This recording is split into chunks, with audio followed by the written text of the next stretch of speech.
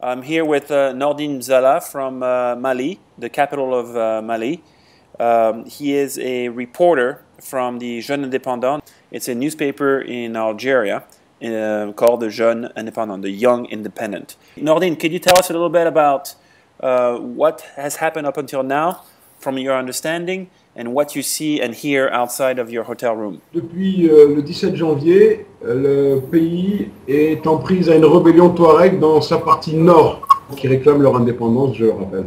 L'indépendance de l'Azawad, la région nord du Mali. Il reproche aujourd'hui, donc après plus d'un mois et demi, à son président, qui est aussi un ancien militaire, qui avait renversé la dictature de Moussa Traoré, un homme assez populaire normalement, mais en fin de mandat, parce qu'il y a des élections prévues le 29 avril présidentielles, le 29 avril, c'est des présidentielles qui sont prévues. Et là, l'armée reproche donc au chef de l'État de ne pas être assez ferme, de ne pas lui donner assez de moyens pour combattre la rébellion.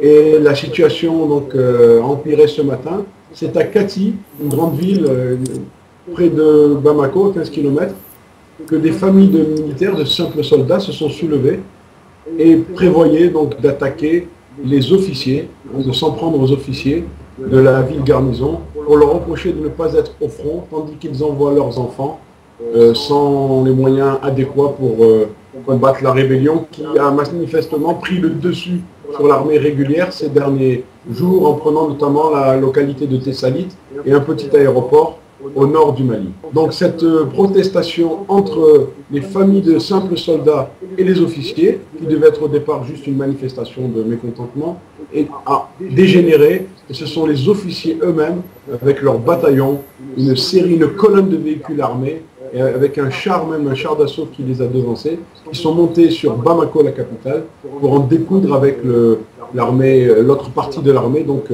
fidèle au président. Ce soir, nous avons appris que le palais présidentiel est encerclé, a été évacué. La télévision nationale a été aussi prise d'assaut. Et on voit sur l'écran noir une phrase de à peu près 2 heures qui annonce un discours des militaires, une déclaration des militaires. Il est écrit précisément dans un instant, déclaration des militaires. Voilà. Pour l'instant, la déclaration n'a pas eu lieu, mais nous entendons beaucoup de coups de feu, des cris, une rumeur dans la ville, quelques véhicules qui passent et qui tirent des coups de feu en l'air.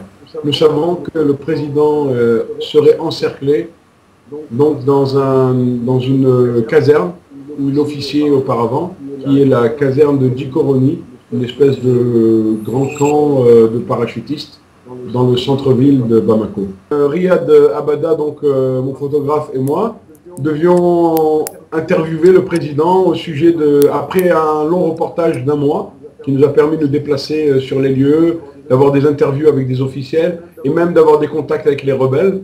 Nous devions terminer ce travail aujourd'hui avec le président de la République. Ce matin, on nous a dit poliment qu'il était très occupé, mais nous avions déjà la nouvelle de la protestation grandissante dans la ville garnison de Kati. La population, les civils, ne sont pas dans un état pour l'instant d'effervescence ou de violence.